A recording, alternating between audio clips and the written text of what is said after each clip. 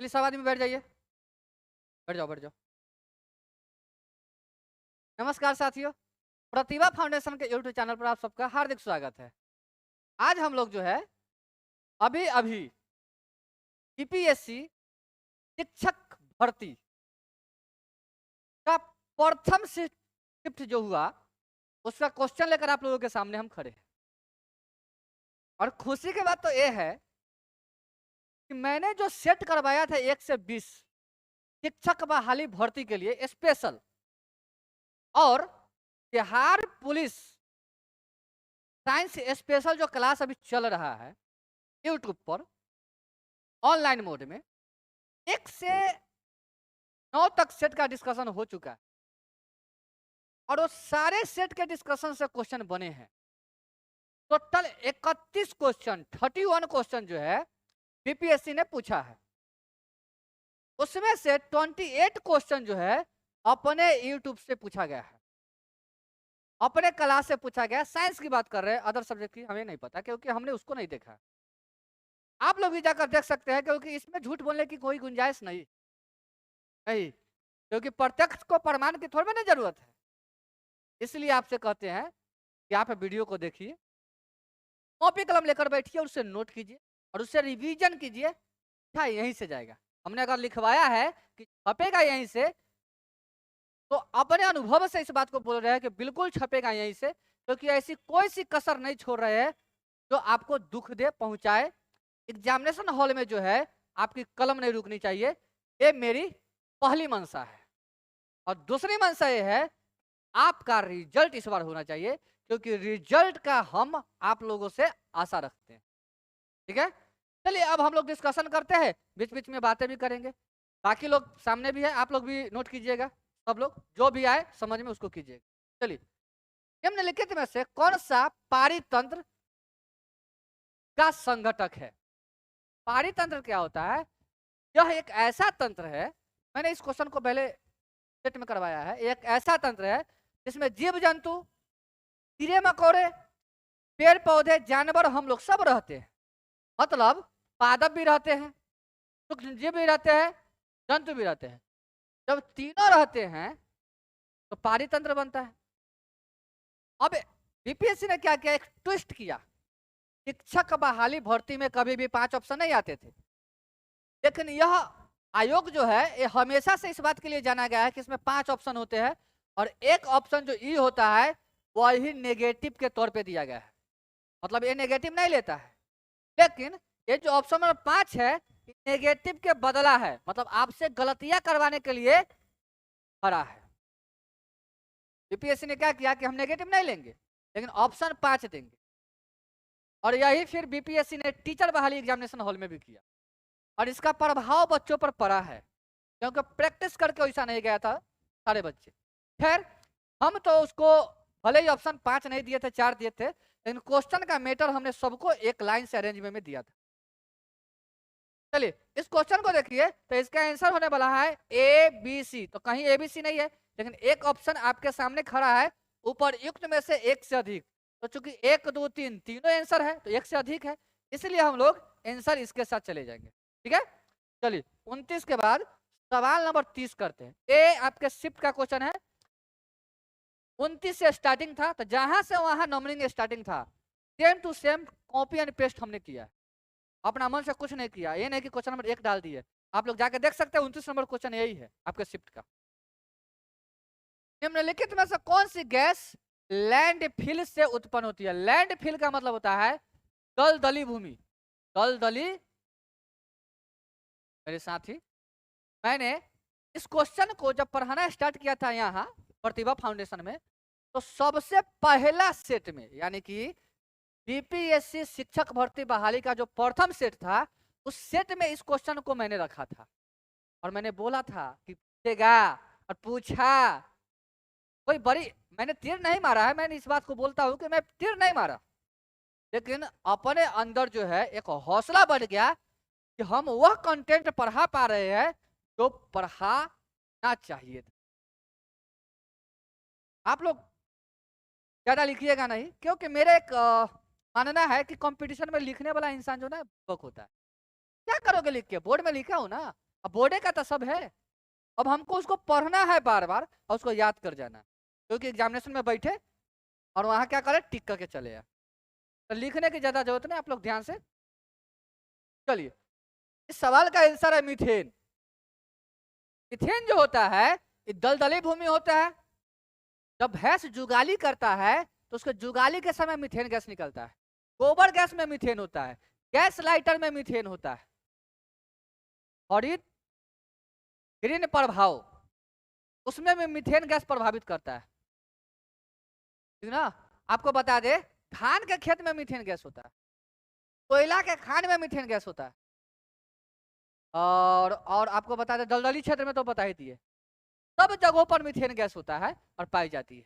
आगे बढ़े, तो इसको ज्यादा लिखाने की जरूरत नहीं था, हम आपको बोलते चले गए हैं। अगर आप में से कोई है तो वीडियो पॉज कर लीजिएगा और रोक के लिख लीजिएगा, ये सारे डाटा एकत्र कर लीजिए, और नहीं तो सेट नंबर 1 से देखना चालू कीजिए वीडियो, 1 2 3 4, एक दिन में 2 वीडियो तो देख ही सकते हैं, क्योंकि 1 घंटा का है। साइंस पर 2 घंटा देने में क्या जाता है, आपको कर सकते हैं। निम्नलिखित में से कौन सा जंगल में आहार श्रृंखला का प्रतिनिधित्व करता है।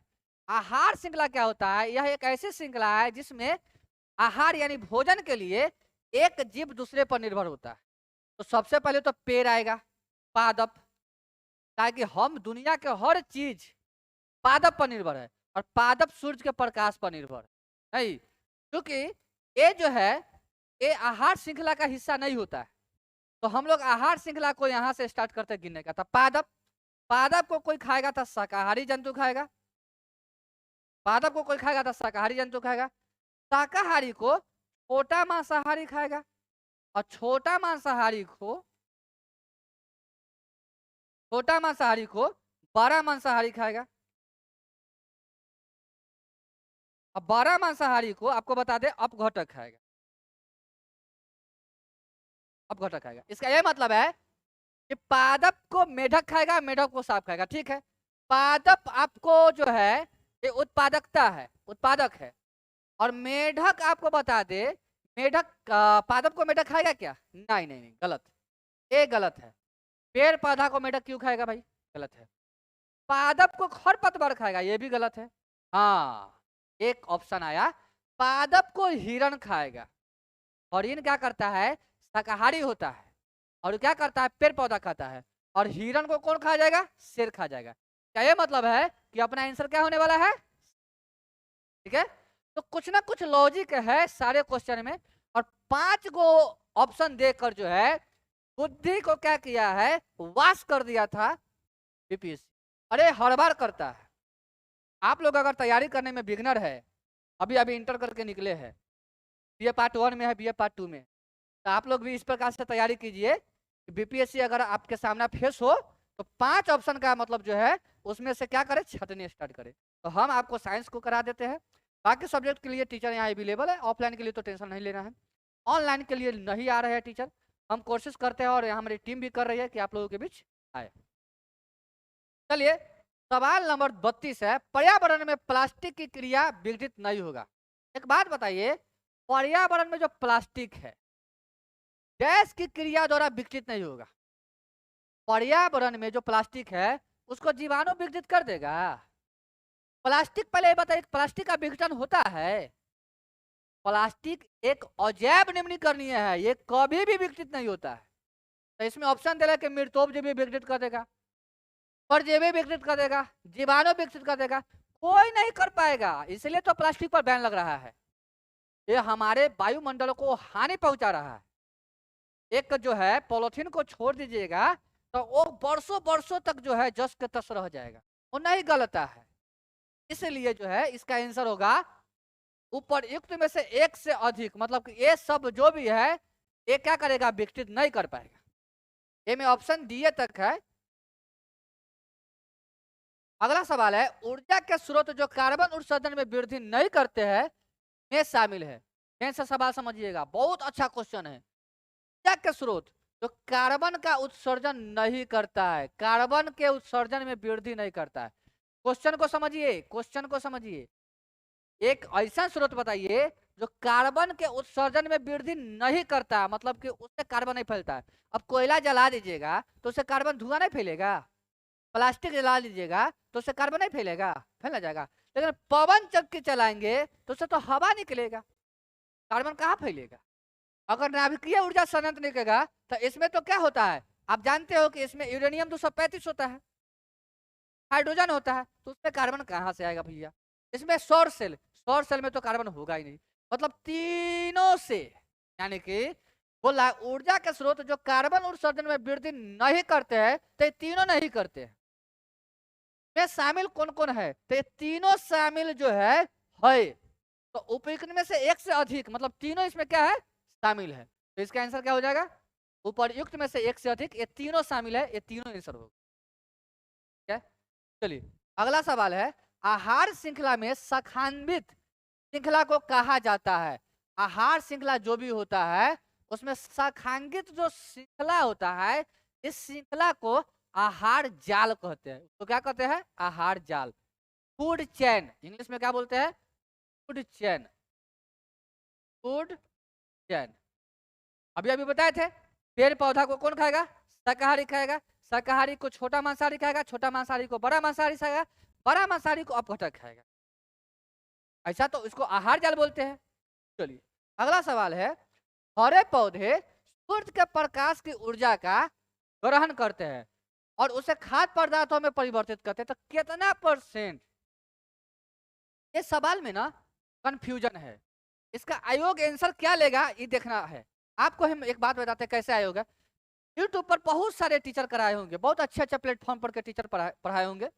हम इसमें तनको मतलब जो है किसी प्रकार का कोई ऑब्जेक्शन नहीं लगा रहे हैं। हो सकता है किसी ने बोला होगा कि आंसर एक होगा, हो सकता है किसी ने बोला होगा कि आंसर जो होगा उपयुक्त में एक से अधिक होगा। ये दो को आंसर में कंफ्यूजन है, क्योंकि 5 आंसर नहीं होना है, आंसर 2 भी संभव है, आंसर 2 भी संभव है। लेकिन कैसे संभव है ये हम आपको बता रहे हैं। आयोग कौन सा आंसर लेता है ये देखना अब बचा हुआ है हम लोग। कैसे, हम बताते हैं आपको, और हम क्या आंसर देंगे, हम क्या आंसर देते हैं। देखिए मेरा जो अपना स्टडी हुआ है और मैंने जो पढ़ाई किया है उसमें क्या आया था हम बताते हैं। देखिए हरा पौधा जो था, हरा पौधा उस सूर्य के प्रकाश से, लिख लीजिएगा आप लोग, सूर्य के प्रकाश से, सूर्य के प्रकाश से 1% ऊर्जा लेता है। कितना लेता है, 1% ऊर्जा लेता है। अब आप कहोगे कि सर ऑप्शन में तो है 1%, ऑप्शन नंबर बी बताए थे फलानमा सर, ये तो सही हो गया, लेकिन नहीं, मेरे समझ से आंसर सही नहीं है। अब कारण बताते हैं।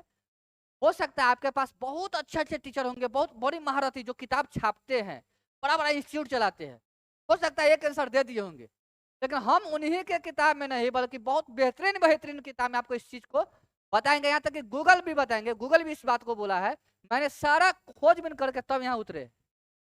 मेरी उम्र जिस पड़ाव में है, हमें पता है कि हम पे बहुत लोग लुलिया देंगे हमको, क्या बता दिया तू, ज्यादा जानकार है, हमारा आंसर गलत है, फलानमा सर जी ये बताए उसका आंसर सही है। लेकिन फलानमा सर जी बता दिए है, गलत हो सकते हैं, क्यों नहीं गलत हो सकते, किताब को पैदा उन्हीं ना किए है, किताब को पैदा उन्हीं ना किए है, लिख दिए तो हो गया, ऐसा थोड़े है।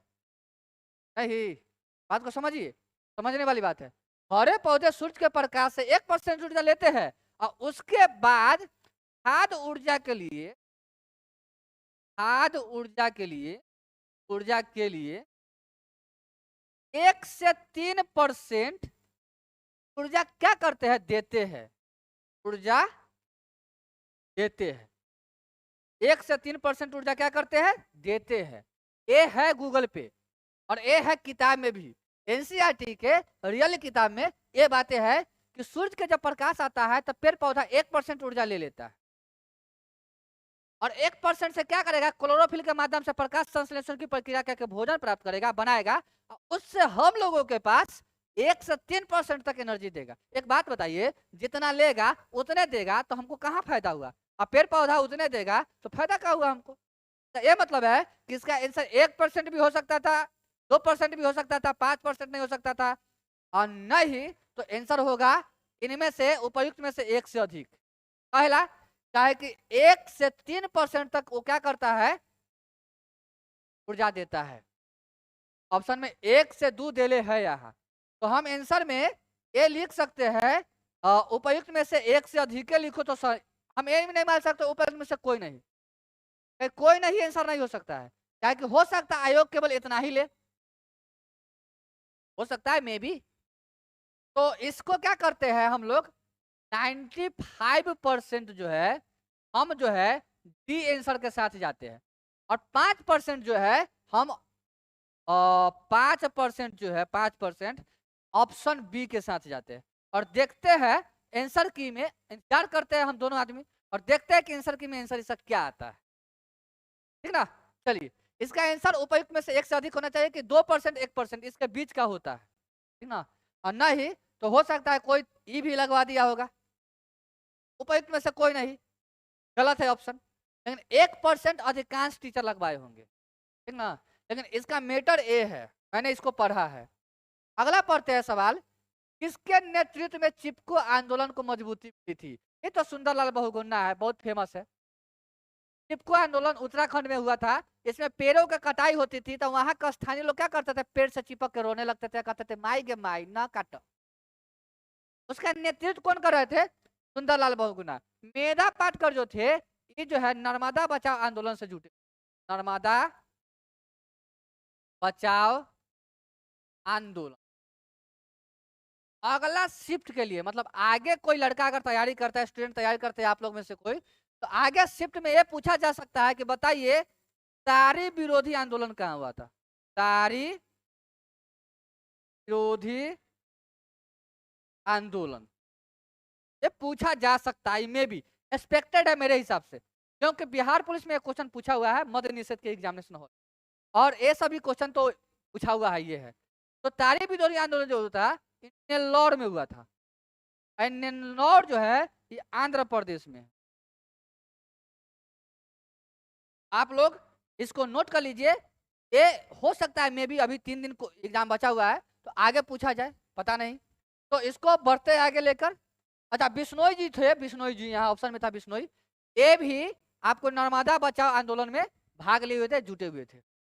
चलिए, आहार श्रृंखला में प्रथम पोषी स्तर को जो है हम लोग क्या बोलते हैं, तो तृतीय उपभोक्ता तो बिल्कुल नहीं बोलेंगे, प्राथमिक उपभोक्ता कब बोलेंगे, प्रथम पोषी स्तर पर मौजूद, उसको तो स्वपोषी बोलते हैं, उसको स्वपोषी बोलेंगे, स्वपोषी। उत्पादकता, यहाँ उत्पादक का आंसर न देखकर आपको क्या दे दिया है, उत्पादक आंसर नहीं देकर आपको स्वपोषी दे दिया। अब उत्पादक भी तो स्वपोषी होता है, उत्पादक भी तो स्वपोषी होता है, क्योंकि इसमें क्या होता है, क्लोरोफिल होता है। इसका आंसर जो है, अगला सवाल है निम्नलिखित में से कौन सा पारिस्थितिक तंत्र में गैसीय जैव भू रासायनिक चक्र नहीं है। यहां से सुनिए, बोल रहा है निम्नलिखित में से कौन सा पारिस्थितिक तंत्र में गैसीय जैव भू रासायनिक चक्र नहीं है, तो ऑक्सीजन है, नाइट्रोजन है, फास्फोरस भी है, क्योंकि जब चट्टान टूटता है तो फास्फोरस निकलता है, यानी चट्टान के टूटने के समय, चट्टान के टूटने के समय के बाद क्या निकलता है, फास्फोरस निकलता है। तो इसका आंसर होने वाला है, ये तो तीनों है, अब पूछा है कि चक्र नहीं है। ध्यान से सवाल पढ़िए, सवाल में बहुत झोल है। निम्नलिखित में से कौन सा पारिस्थितिक तंत्र में गैसीय जैव भू रासायनिक चक्र नहीं है, जबकि ये तीनों है, इसलिए इसका आंसर होगा इनमें से कोई नहीं। मामला गलत है, आंसर क्या होगा, इनमें से कोई नहीं। उपयुक्त में से 1 से अधिक नहीं बता दीजिएगा, ये तीनों नहीं है, इनमें से कोई नहीं आंसर होगा, क्योंकि यहाँ पूछा कि कौन चक्र नहीं है। इसको समझिए, पूछने का तरीका देखिए, हम पूछ रहे हैं कि बताइए भारत के वर्तमान प्रधानमंत्री नरेंद्र मोदी का नाम क्या है। अगर आपसे सवाल पूछे कि बताइए भारत के वर्तमान प्रधानमंत्री नरेंद्र मोदी का नाम क्या है, आप क्या जवाब दोगे, नरेंद्र दामोदर दास मोदी है। अगर पूछेगा बताइए दिल्ली किस शहर में स्थित है, क्या जवाब दोगे, दिल्ली दिल्ली में है, ऐसा ही ना बोलोगे जी। मतलब यही बात, यही पूछा था कि कौन सा चक्र नहीं है, तो उपयुक्त में से कोई नहीं, क्योंकि तीनों तो है। समझ में आ रहा है। तो समझना पड़ेगा। बहुत बड़का गेम खेलता है बीपीएससी, समझे। मैंने 2 बार अटेम्प्ट किया है, अब बहुत अच्छा स्कोर भी किया है अपने जीवन में। मैंने रिजल्ट नहीं पाया है, इस बात को मानते हैं, हम आपके सामने आके बोल रहे हैं इस बात को। लेकिन साइंस के वजह से रिजल्ट नहीं हुआ ये नहीं मानते हैं। मेरे अपना जीवन में जो है ना, हिस्ट्री हम नहीं पढ़ पाए सही से, क्योंकि इंटरेस्ट ही नहीं था, और मेरा उधर नौकरी लेने का झुकाव भी नहीं था, क्योंकि हम ठहरे रेलवे के स्टूडेंट, एसएससी के स्टूडेंट। तो रेलवे स्टेशन के स्टूडेंट मैथ, रीजनिंग और साइंस को पढ़ेगा, और रेलवे के खाटी स्टूडेंट होने के नाते हम साइंस को ज़्यादा फोकस किए। मेरा ट्रेड भी आईटीआई है, और वो इलेक्ट्रिशियन है। तो जो चीज़ का तैयारी हम किए हैं और जिस फील्ड में हमें नौकरी लेना है, वो मेरा मजबूत होगा, बाकी चीज़ तो कमजोर होगा। तो हिस्ट्री हम पढ़ते भी नहीं। हमसे पूछोगे ना कि बाबर के पिताजी का नाम क्या था, हम आज तक नहीं जानते। और सही बता रहे हैं, हम नहीं जानते। थोड़ा बहुत ऊपरे ऊपरे पढ़े हैं महेश भंडवाल को, तो ज़्यादा जानकारी हमको डीप उप है नहीं। आप ज़्यादा कुछ पूछना उछना भी मत कमेंट बॉक्स में हमसे, हम नहीं बता पाएंगे। मेरा सब्जेक्ट है साइंस, जबकि हमने डिग्री लिया है एमएससी का मैथ से। ध्यान रखिएगा। फिर जाता है। हेलो, आ रहा है कि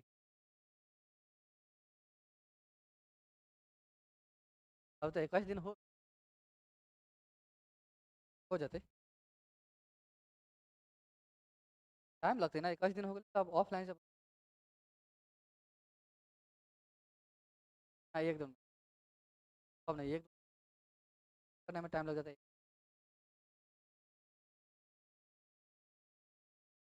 एक दो दिन हो जाएगा, हो जाएगा, हो जाएगा। अरे सुनो ना, तो बाद में बात कर लो, पढ़ा रही रुको। चलिए इस सवाल को देखते हैं। निम्नलिखित में से कौन सा जीव क्लोरोफिल की उपस्थिति में, क्लोरोफिल के उपस्थिति में एक के वो काम करेगा, स्वपोषी। और कोई करेगा क्या?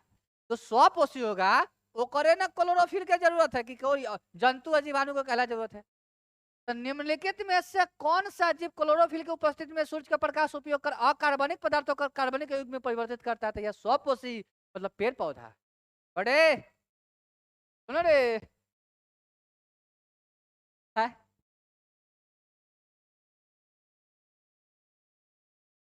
चलिए अगला सवाल देखिए। निम्नलिखित में से किसके पास उच्च ऊर्जा स्तर और छोटा तरंग दैर्ध्य होता है? उच्च ऊर्जा स्तर, हमने एक ट्रिक ऑफलाइन में खूब पढ़ाए थे, वो बैच अब बंद हो गए, फिर से स्टार्ट हुआ, आप लोग है। खैर, अब जो भी है एकदम मस्त है, एग्जाम खूब एकदम मस्ती से दीजिए। गाय ए पौद्री असु रेदी, मतलब गामा किरण, एक्स किरण, पारा बैगनी किरण,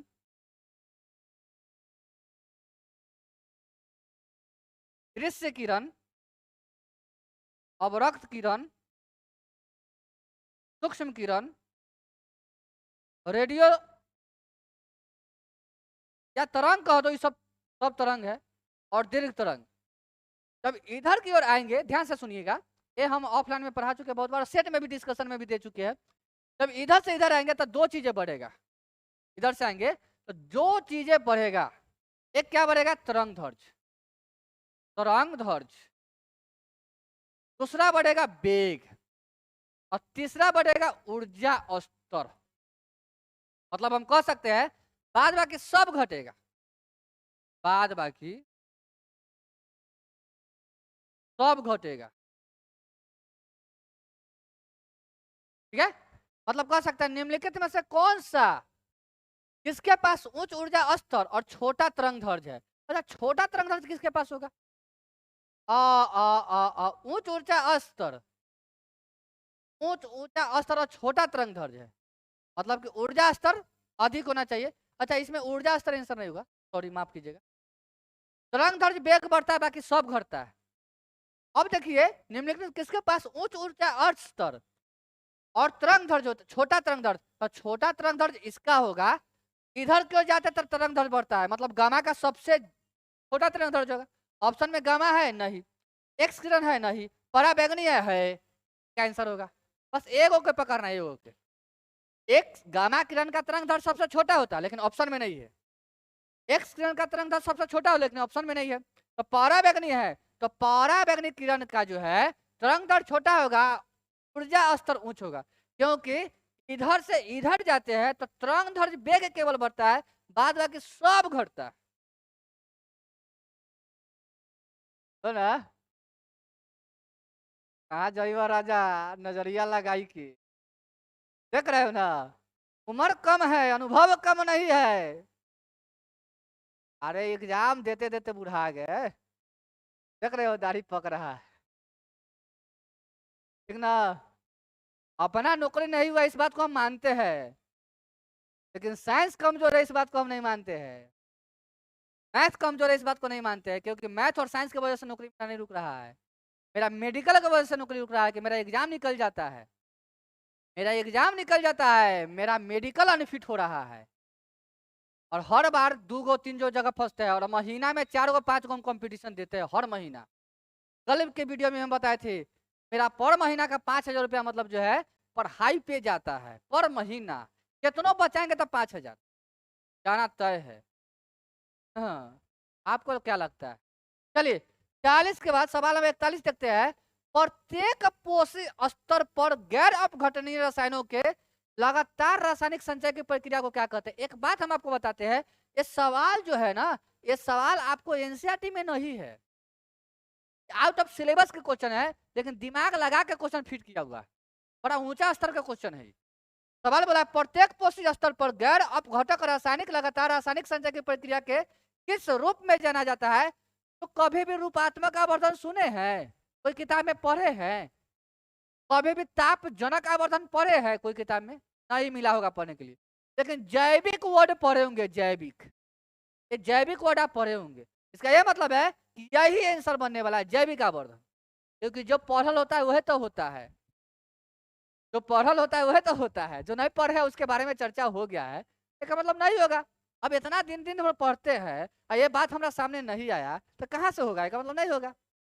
नहीं, चलिए 41 के बाद 42, जनसंख्या का बृहत क्षमता किसके द्वारा निर्धारित की जाती है?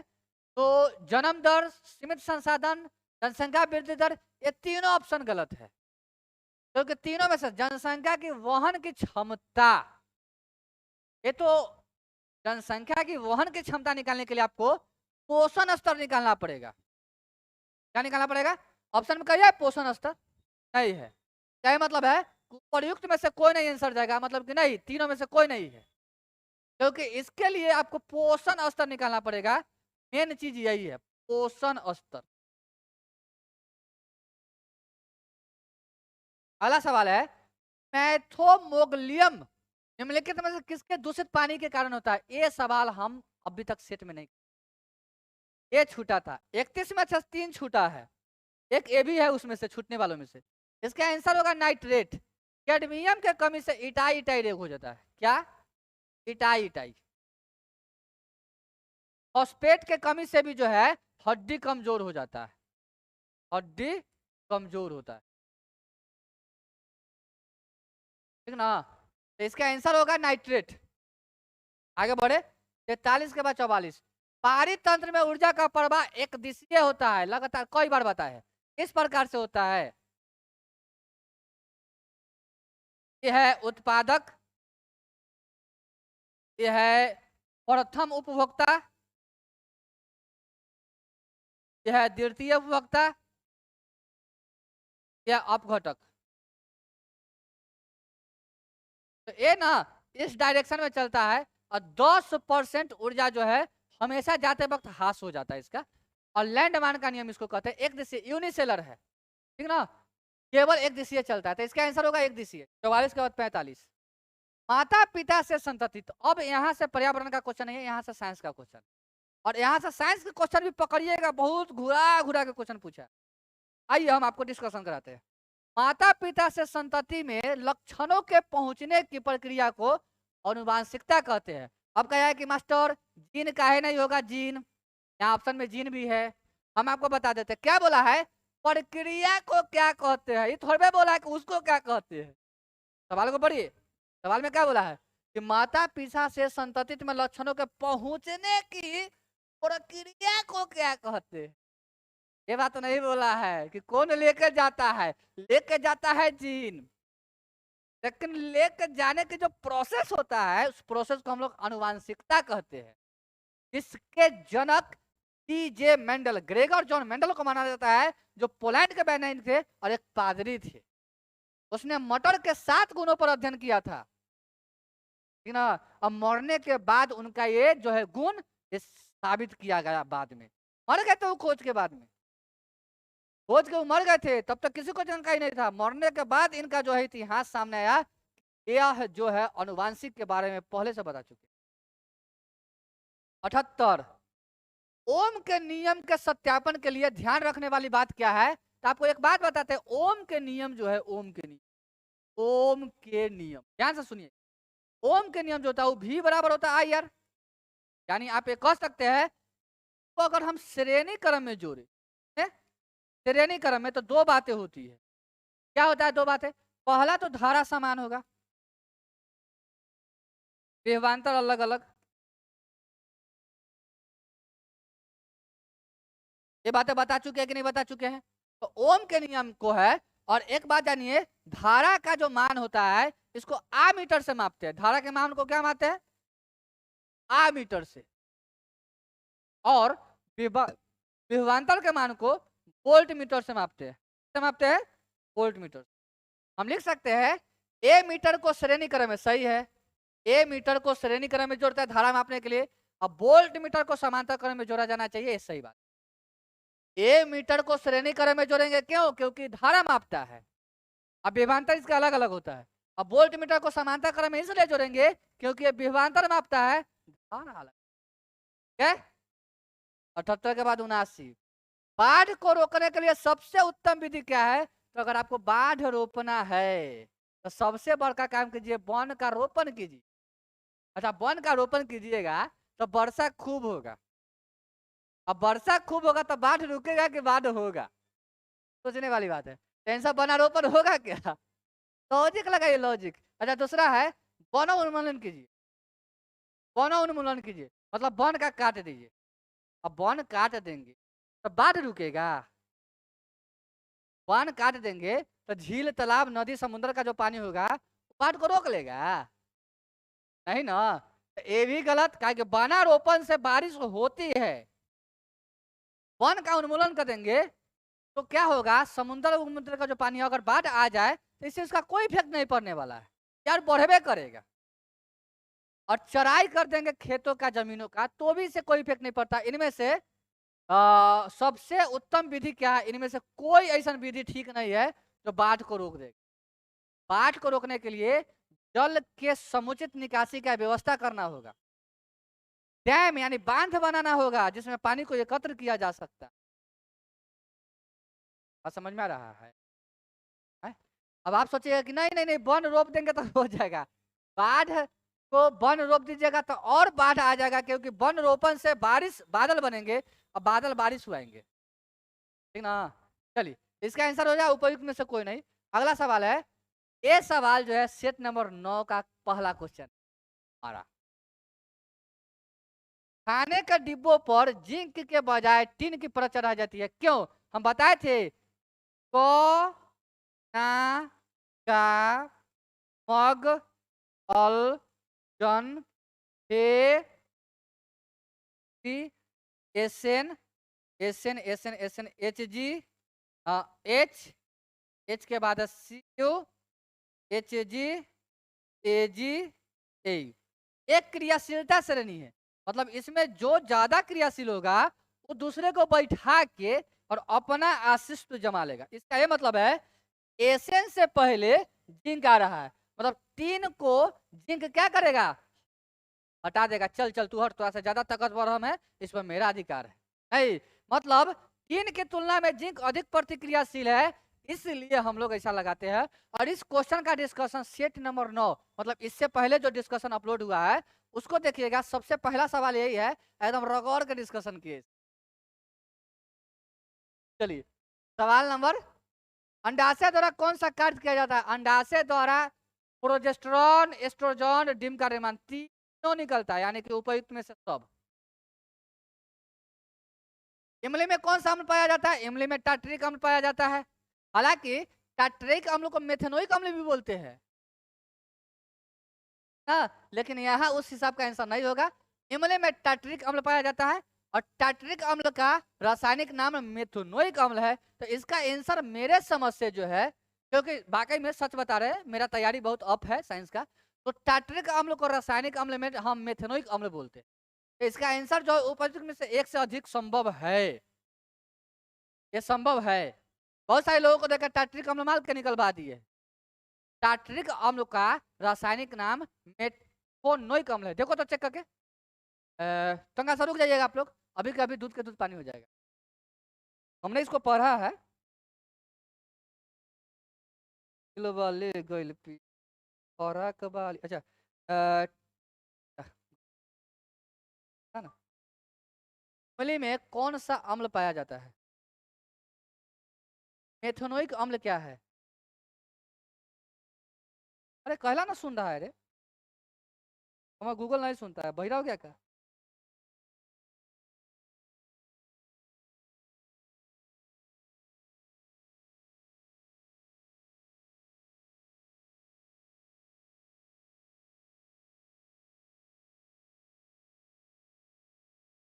चलिए आप लोग वेट कीजिए।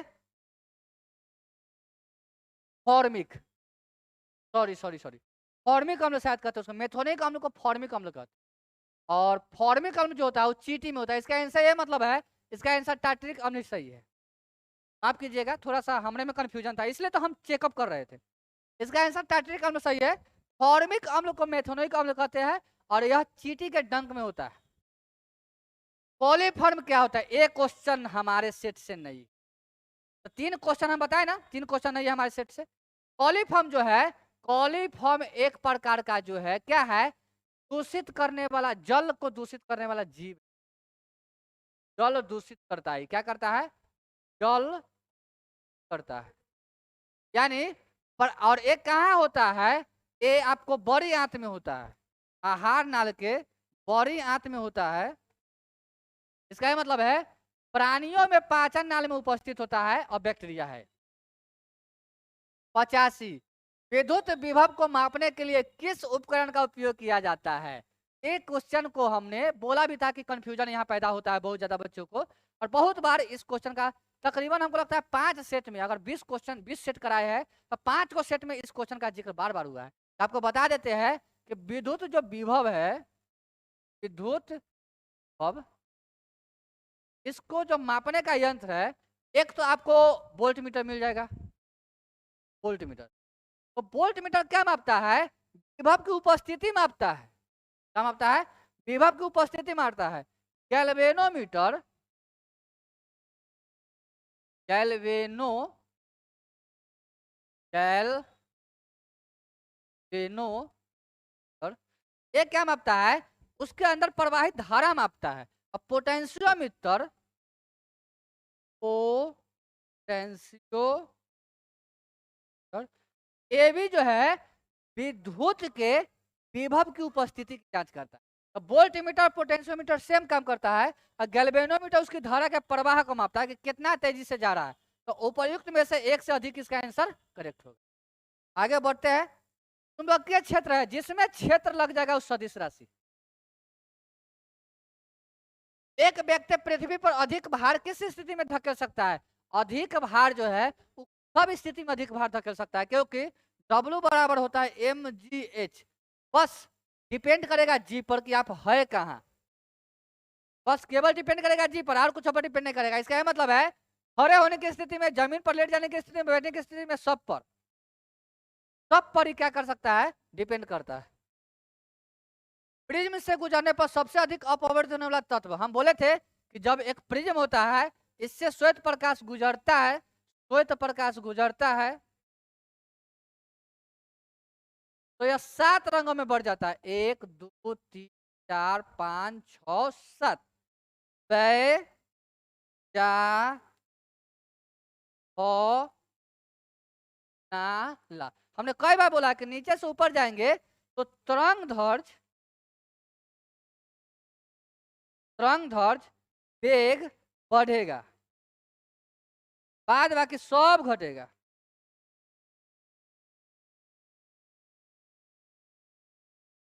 मतलब हम कह सकते हैं कि प्रेम से गुजरने पर सबसे अधिक अपरिवर्तित होने वाला रंग तो सबसे अपरिवर्तित बैगनी होगा, और सबसे सबसे अधिक अपरिवर्तित होने वाला प्रकाश जो है बैगनी होगा, क्योंकि बैगनी का केवल तरंगदैर्घ्य वेग जो है नीचे से ऊपर की ओर बढ़ता है। जब बैजानी हो पी नाला में बैगनी जामुनी नीला हरा पीला नाला और नीला और लाल करेंगे, आपको बता दे बैगनी का अपवर्तन सबसे अधिक, प्रकीर्णन सबसे अधिक, परावर्तित सबसे अधिक, विवर्तन सबसे अधिक, ध्रुवीकरण सबसे अधिक, सब कुछ सबसे अधिक, खाली तरंगदैर्घ्य वेग सबसे कम। चले चलो बाबू, अब कुछ देर की बात है, थोड़ी देर और रुक जाओ आप लोग। मिट्टी के तेल के बर्तन में बर्फ का एक टुकड़ा, अच्छा मिट्टी के तेल का बर्तन है, यहाँ देखो गौर से, यहाँ जो है मिट्टी का तेल है, यहाँ जल नहीं है। मिट्टी के तेल के बर्तन में बर्फ का एक टुकड़ा डाला जाता है, तो बर्फ के पिघलने पर मिट्टी के तेल की सतह क्या होगी, तो क्या होगी, तो वह सतह वैसा ही बनी रहेगी, उसमें कोई परिवर्तन नहीं होगा। निम्नलिखित में किसका पीएच मान 7 है, तो पीएच मान 7 होता है 7 से अधिक है, तो रक्त प्लाज्मा का रक्त का पीएच मान कितना होता है 7.4। सिरका का कितना होता है 2 समथिंग। गैस्ट्रिक जूस का कितना होता है HCl का 1 होता है, कहीं कहीं 0 भी देता है। गैस्ट्रिक जूस मतलब HCl, और HCl का कितना होगा, HCl का होता है कहीं कहीं 0 लिखेगा, कहीं कहीं 1 लिखेगा, तो सबसे अधिक तो इसी का है। एक सामान्य नेत्र लेंस की नाभिक दूरी कितना होता है, अगर नाभिक दूरी पूछा है ना, नाभिक दूरी, तब आंसर जो होगा इसका क्या दिया 25 सेंटीमीटर, 2 सेंटीमीटर और 1 मिलीमीटर। इसका आंसर होना चाहिए मेरे समझ से नहीं बल्कि कंफर्म 100% कंफर्म कहते हैं कि इसका आंसर 2 सेंटीमीटर होगा, 100% कंफर्म आंसर है। अब आप लोग आंसर मारेंगे 25 सेंटीमीटर, स्पष्ट दृष्टि की न्यूनतम दूरी 25 सेंटीमीटर, ध्यान से सुनिए, स्पष्ट दृष्टि की न्यूनतम दूरी कितना मीटर है, स्पष्ट दृष्टि की न्यूनतम दूरी 25 सेंटीमीटर। लेकिन यहाँ ये बात नहीं पूछा, यहाँ बोला एक सामान्य नेत्र लेंस की नाभिक दूरी कहां तक देख सकता था, अनंत तक। ऑप्शन अनंत नहीं है तो सबसे अधिक वाला ऑप्शन ले लेंगे, तो 2 सेंटीमीटर ले लेंगे, ठीक ना। 91 के बाद 92 सूक्ष्म बुझे हुए चूने पर क्लोरीन गैस डालते हैं, हम बोले थे जो देंगे वही ना निकलेगा, तो सूक्ष्म बुझा हुआ चूना है CaOH के होल ट्वाइस, इसमें क्लोरीन डालेंगे तो ब्लीचिंग पाउडर बना लेगा CaOCl2, और आपको जो है ब्लीचिंग व्यंजक चूर्ण बना लेगा। बस इतना ही पूछा है, इतना ही बता देते, ये तो क्वेश्चन कई बार बताया। बस आज अपने सेट में इतना ही क्वेश्चन था, और सारा क्वेश्चन का 100% सही सॉल्यूशन हमने दिया। आप लिख के रख लो, आंसर की जब आएगा तो आपको हम पे विश्वास, ठीक है। आप लोगों को भी आज के लिए इतना ही करते हैं, मिलेंगे कल, टाटा बाय बाय, बहुत बहुत धन्यवाद। हाँ कल से प्रॉपर एकदम सारा सेट चलेगा। Thank you, thanks for watching. आप लोगों को भी बहुत बहुत धन्यवाद कि आप हमें सपोर्ट करते हैं, हमें प्यार देते हैं, और भरोसा रखिए बिहार पुलिस में भी 25 के 25 ठोक देंगे, एकदम हम कह रहे हैं ना, अपने जिगर पे हमें इतना भरोसा कॉन्फिडेंस रहता है का कोई हद हिसाब नहीं है। सबसे पहले आत्मविश्वास बढ़ाइए, हमने वही किया है, हमने वही किया, आत्मविश्वास बढ़ाए। तो हम लोग अगले सेट 10 में मिलेंगे, तब तक बाकी सारे सेट का जैसे प्यार देते हैं आप लोग, सारे सेट अगर नहीं किए हैं अभी से भी तो कर लीजिए, हम आपको रिक्वेस्ट करते हैं कि जाकर सेट कीजिए। बिहार पुलिस 25 क्वेश्चन जो होता है साइंस का, वो आपको बहुत मददगार होगा, और वो रिजल्टेड भी होगा, आपको रिजल्ट में बहुत बड़ा सहायक होगा क्लास। आप लोग जो है इग्नोर नहीं कीजिए, नहीं तो हल्का में लीजिएगा बहुत भारी पड़ जाएंगे, ठीक ना। चलो बाय बाय, थैंक यू, बहुत समय हो गया, हमको निकलना है। Thank you, bye bye, love you all.